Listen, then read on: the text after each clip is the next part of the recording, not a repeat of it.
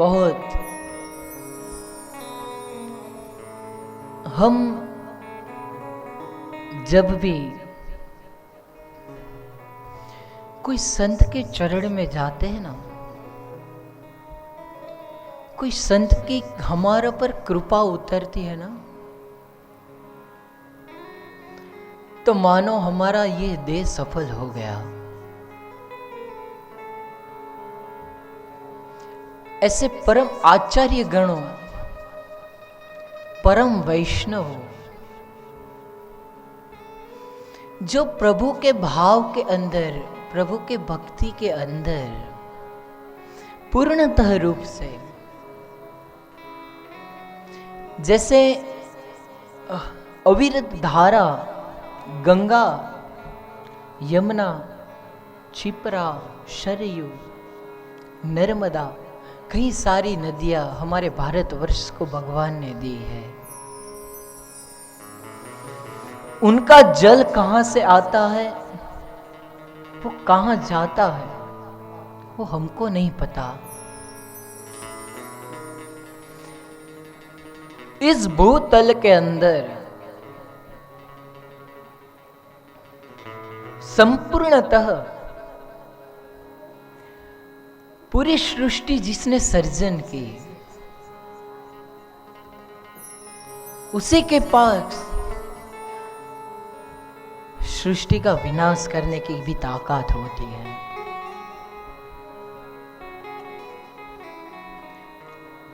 जैसे अविरत रूप से जो नदियां बहती है, वो नदियां हमको ऐसा लगता है कि कितनी किल्लोल, कितना रमणीय, कितना सुंदर, कितना निर्मल भाव से वो अविरत बहती है। आप एक बार सोचना, मैं मेरे गुरु के आशीष से अभी अभी हरि का धाम, प्रजापति का धाम, बोलते होंगे मेरे को कि प्रजापति का धाम कौन सा? तो भक्तों, आप जो लोग बोलते हैं ना हरिद्वार, वो और किसी का नहीं था, वो दक्ष प्रजापति का खुद का था, जो भगवान ने बनाया था। अभी कोई भी ब्राह्मण संकल्प कराते हैं ना, आपके कार्य सिद्धि के अर्थ संकल्प देते हैं। और मैंने तो दर्शन किया है जाके, मैंने स्वयं वो देखा है, मैंने अनुभव किया है उनका। जब माई गंगा का पतित पावनी है, उनकी जब सायं काल आरती होती है ना, तब जब विद्वानों मंत्रोच्चार करते हैं, उसके अंदर भी ये दक्ष प्रजापति का नाम बोला जाता है। आर्यावर्त खंडे, भूरलोके, भूर भारत खंडे, जम्बू द्वीपे, फिर बोलते हैं प्रजापति खंडे। आपको ऐसा लगता हो तो आप अब की बार जाओ हरिद्वार धाम के अंदर, मां गंगा के चरण में बैठने के लिए। तो ये बात जरूर आप सुनने को मिलेगी। ये दास का भाव है, अनुभव है।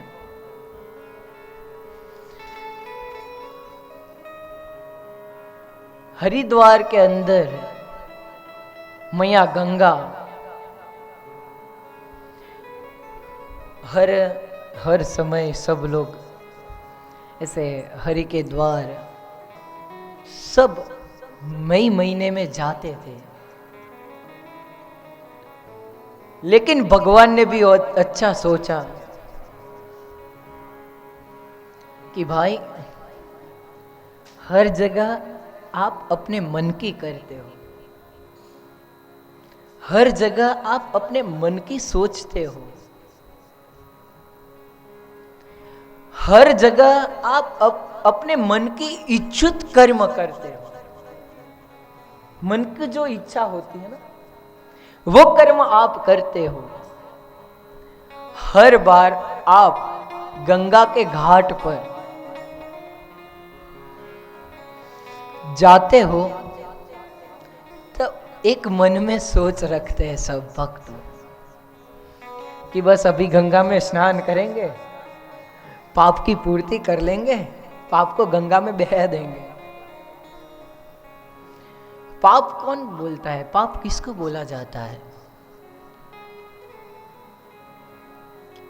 आप जानते हो कि जिस कर्म से मेरा और सामने वाले का बुरा होने वाला है, वही है पाप। और उसी समय अब जब गंगा मैया के चरण में जाके बैठते हो, बस इतना भाव करो कि हे माई, मैं मेरा पूरा संसार का बोझ आपके अंदर डाल रहा हूं, और वो भी निर्मल होने के लिए। वो भी एक स्वार्थ की परिभाषा है। अपने आप निर्मल क्यों होते हो? इस तन को निर्मल करने के लिए आप गंगा मैया जाते हो। इस जीव को निर्मल करने के लिए आप गंगा के शरण में जाते हो। लेकिन अंदर बैठा हुआ आत्मा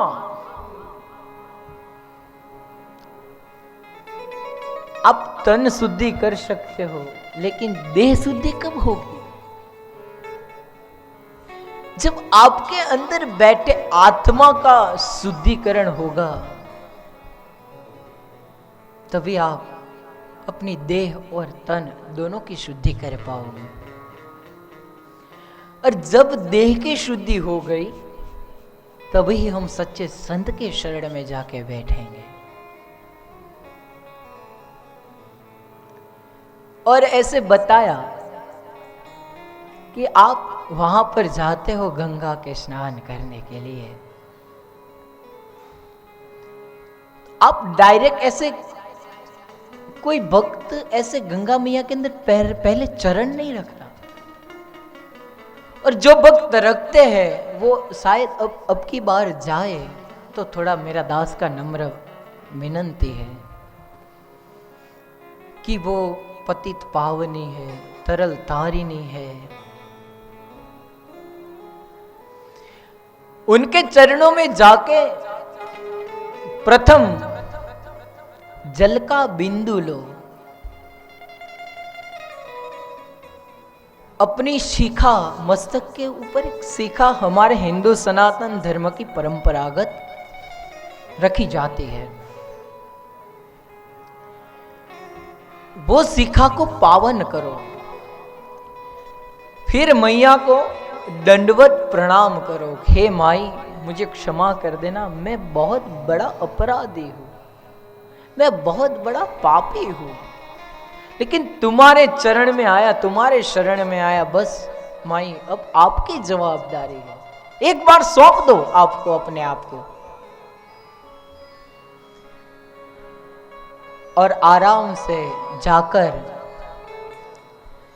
मैया के अंदर स्नान करो। स्नान करते करते अपने वैष्णव भक्त को याद करो। क्यों? वैष्णव भक्त को याद करने का भाव क्यों है? जब गंगा मैया भगवान के पास गई कि प्रभु आपने तो सबके लिए सरल उपाय बता दिया कि आप पाप करो, और उससे तरने के लिए गंगा के अंदर स्नान करो, आपका पाप संपूर्णतः मिट जाता है। तो प्रभु इतने सारे मेरे अंदर स्नान करेंगे तो मेरे अंदर कितना पाप इकट्ठे हो गए। गंगा मैया ने सहजता से प्रभु से बात रखी कि कितने भक्त मेरे अंदर स्नान करते, कितने का मैं पाप मिटाऊं। तो भगवान ने बहुत अच्छा जवाब दिया। प्रभु बोले कि माई तुम चिंता मत करो, बोले प्रभु क्यों, क्यों नहीं करूं? चिंता का तो विषय है, तो चिंता क्यों नहीं करूं मैं? इतने भक्तों का बोझ मैं लेती हूं, तो मेरा बोझ कौन उठाएगा? मुझे तो पावन करने के लिए कुछ तो चाहिए ना, आपका कुछ तो बंदोबस्त होना चाहिए ना। तब भगवान ने बहुत बहुत सुंदर जवाब दिया, हे गंगे, सब मनुष्य तरने के लिए तेरे अंदर स्नान करते हैं, और जो भी सच्चा वैष्णव जब भी तेरे अंदर स्नान करेगा तो तुम्हारा सब बोझ उतर जाएगा। इतनी बड़े महिमा वैष्णव का बताया है भगवान ने। और उसी पावनी की तरह हरिधाम के अंदर, हरिद्वार के अंदर जैसे जल अविरत बहता है, बिंदु आप इधर नजर करोगे, ऐसे पहाड़ी के बीच में से जब नदियां निकलती है, माई निकलती है, तो उनको भी कष्ट तो पड़ता ही है ना। कहीं पहाड़ों का ठोकर के बीच में से निकलना है,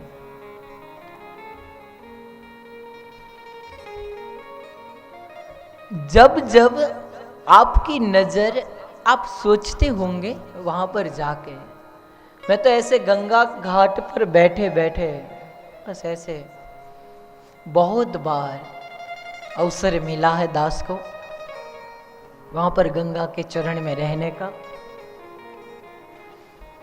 और आराम से बैठे बस अपने दुख का गान मत करना वहां पर जाके। दो लोग रहते हैं, दुख की बात आई बता दूं मैं। दो लोग होते हैं जो हर हाल में आनंदित रहने की इच्छा रखते हैं, और दूसरा वो है हर हाल में दुखी होने की इच्छा रखता है। वो कैसे? जो आनंदित रहने की इच्छा रखते हैं वो समझ लो स्वयं भगवान का अंश है, और जो दुख की इच्छा रखते हैं वो भी भगवान का ही अंश है। क्यों? क्यों भगवान का अंश है? पांडवों को जब विजय प्राप्त हो गया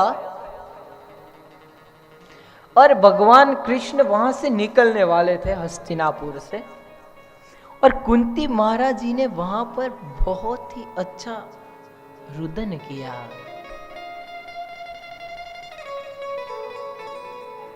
वो भी एक दुख का ही कारण है ना। हमने बोला कि जो हर हाल में आनंदित रहते हैं वो भी प्रभु का अंश है, और हर हाल में दुखी होने का आग्रह रखते हैं वो भी प्रभु का अंश है। क्यों? भगवान को कुंती मैया ने बताया कि हे माधव, जब लाक्षागृह था ना तब भी तुमने बचाया पांडवों को। तब कुंती महारानी ऐसे बोलती थी, हे माधव, जब जब पांडवों पर दुख की आरोह रच गई थी तब तब तुम उनके पास थे।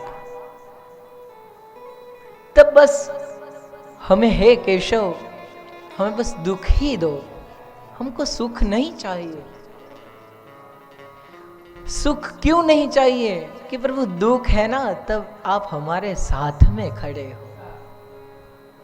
अगर सुख आ जाएगा तो आप ही बोल रहे हो मैं द्वारका जा रहा हूं, आप ही बोल रहे हैं मैं अभी बस मेरे रानियों के वहां जा रहा हूं। प्रभु हमको सुख नहीं चाहिए, हमको तुम्हारा संग चाहिए, तुम्हारा साथ चाहिए।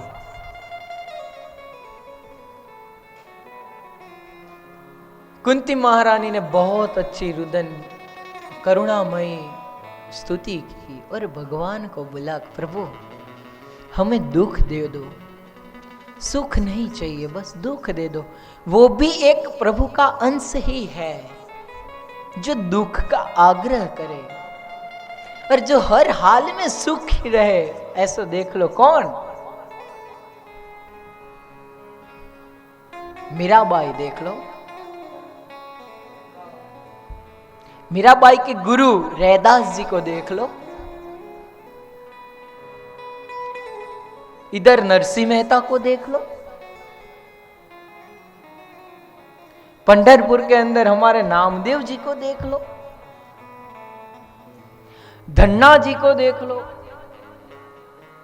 जो हर हाल में प्रभु के चरण आश्रित होने की ही भाव चेष्टा रखते हैं। ये सब भक्त होते हैं ना, ये सब भक्त।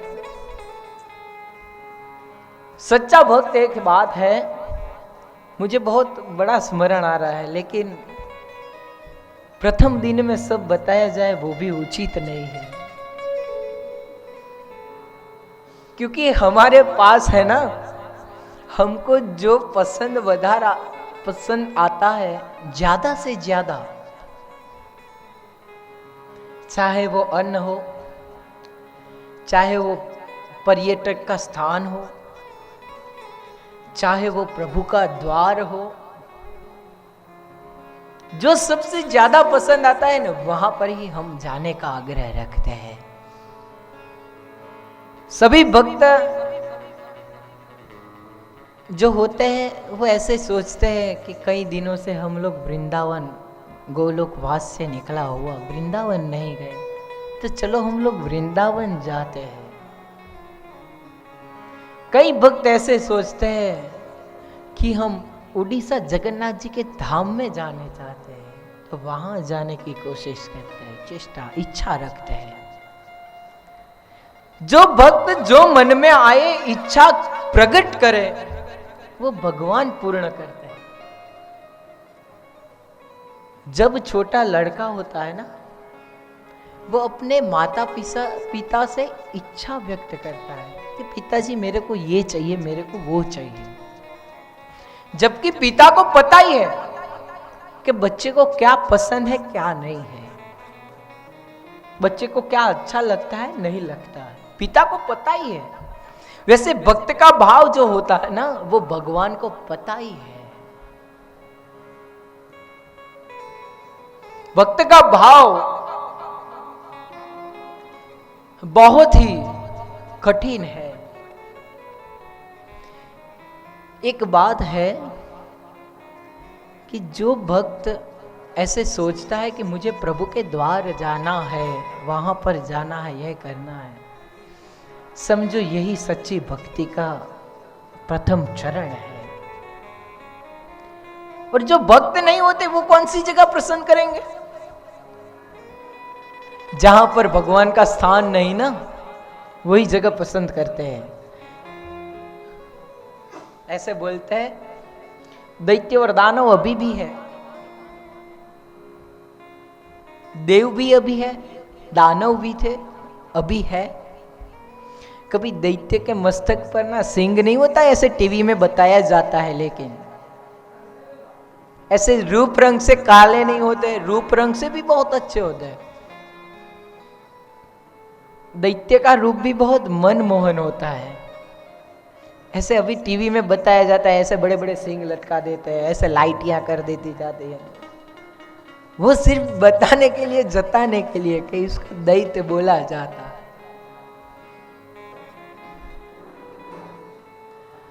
लेकिन क्या है, जो अभी जो भक्त भाव से भरपूर है, भक्त भाव की इच्छा व्यक्त करते हैं, भक्त का दास बनने की कोशिश करते हैं ना, वो भगवान के द्वार जाने का इच्छा मन को बनाते हैं। और जो लोग भगवान के द्वार के बिना, कई ऐसी जगह है, ऐसे शिमला बोलते हैं, कुल्लू मनाली बोलते हैं, गोवा बोलते हैं, गोवा,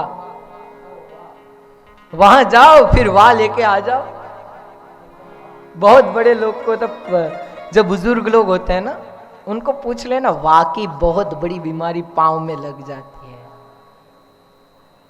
पाँव में जब वाह लगता है ना, तो वैसे पैदल चल के चौराहे पे जाके ऐसे उल्टी सुल्टी बातें करती है ना, तब भगवान सोचते हैं अब तू इधर ही बैठ, चौराहे पे जाके उल्टी सुल्टी बातें मत कर, भगवान का नाम स्मरण कर।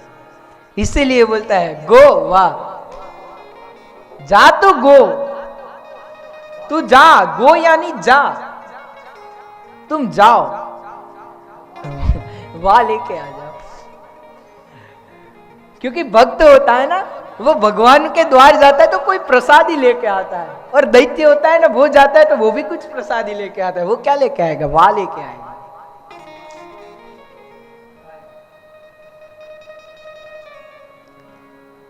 तब सोचना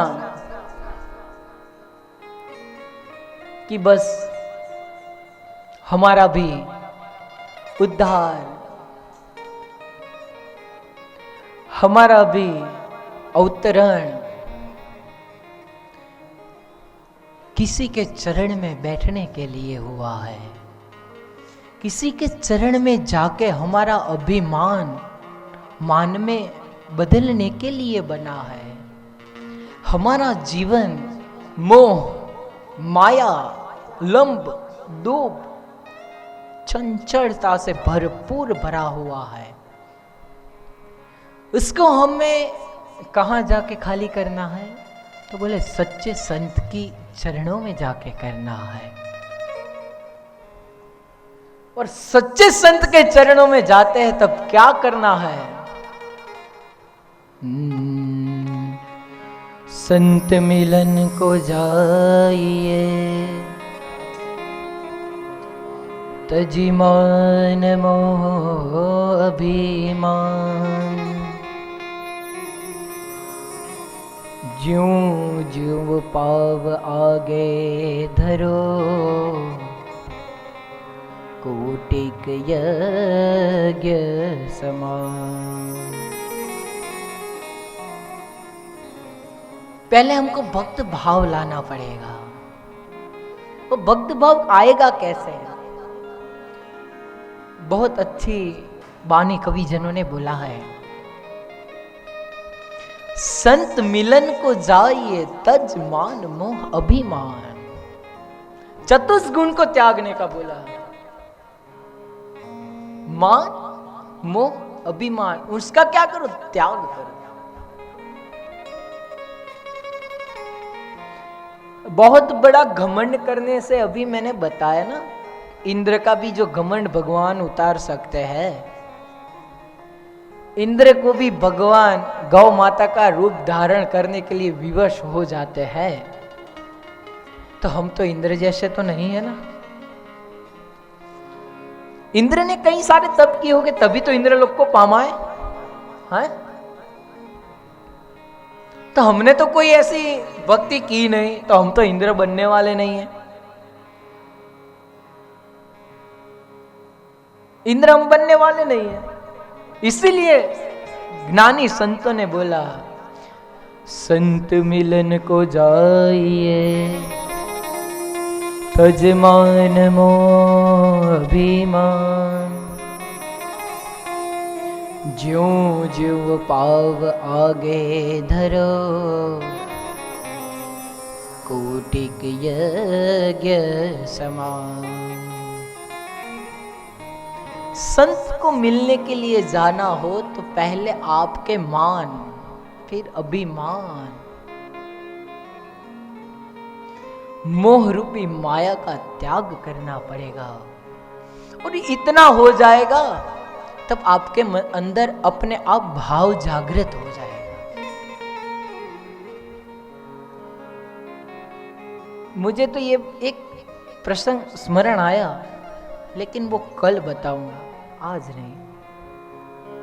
वो ऐसा है, ऐसे बोलते हैं कि वार्ता पूरी होती है लेकिन उसके मुद्दे होते हैं। मुद्दे एक दो दे देता हूं उसे। भक्त के रूप से भगवान जब प्रकट होते हैं ना, तो वो ऐसे होते हैं कि उनको पता नहीं चलता कि मैं भक्त हूं। ऐसे होते हैं। और भक्त के रूप में अंदर अपने आप दासानुदास भाव प्रकट होता है। तब सोचते हैं हाँ यही मेरा भक्त है। और वो ऐसे बड़े होके नहीं बना जाता, संत ऐसे बड़े होके बना जाता है क्या? संत तो हमें भगवान ने दिए हुए एक बीज बोए की फल रूप हमको वो प्रसाद दे रहे हैं। जो भगवान ने फल रूपी वृक्ष को इधर भेजता और हमको फल दिया, उसी भगवान ने संत रूपी बीज को बोया और हमको ये कली काल के पृथ्वी पर हमको संत रूपी फल का आश्रय मिला है। वही है संत मिलन को जाए तज मान मोह अभिमान। और फिर क्या होगा? ज्यों ज्यों पाव आगे धरहु कोटिक यज्ञ समान। आपको कहीं यज्ञ कर्म करने की जरूरत नहीं है। आपको कहां पर इधर उधर ढूंढने की जरूरत नहीं है। क्यों? जब जब पाव आगे धरो कोटि यज्ञ समान। इसीलिए गोस्वामी जी कहते हैं विनय पत्रिका में, क्या बोलते हैं?